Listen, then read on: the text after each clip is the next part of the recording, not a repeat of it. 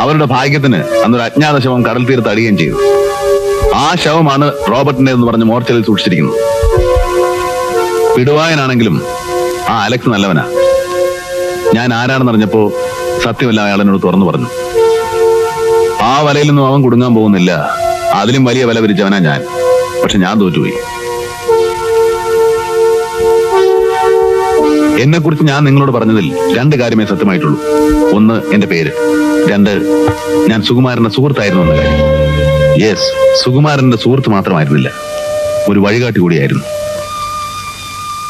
സുഗു മരിച്ച ദിവസം രാത്രി അത്താഴത്തിന് ഒരു അതിഥി കൂടെ ഉണ്ടാവുമെന്ന് പറഞ്ഞത് ഓർക്കുന്നുണ്ടോ?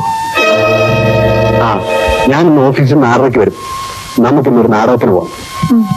എന്റെ ഒരു സുഹൃത്തും ഉണ്ടാവും. അത് ഞാനായിരുന്നു.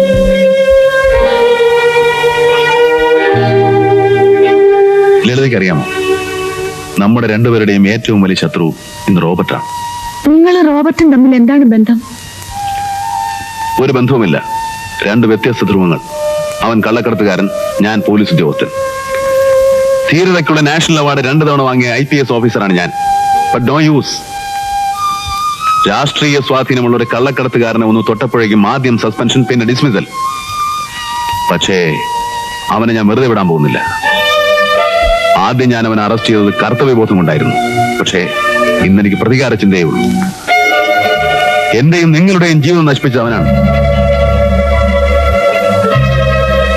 ഒരു തരത്തിൽ പറഞ്ഞാൽ എനിക്ക് വിധിച്ചിരുന്ന മരണം സുകുമാരൻ ഏറ്റുവാങ്ങുകയായിരുന്നു.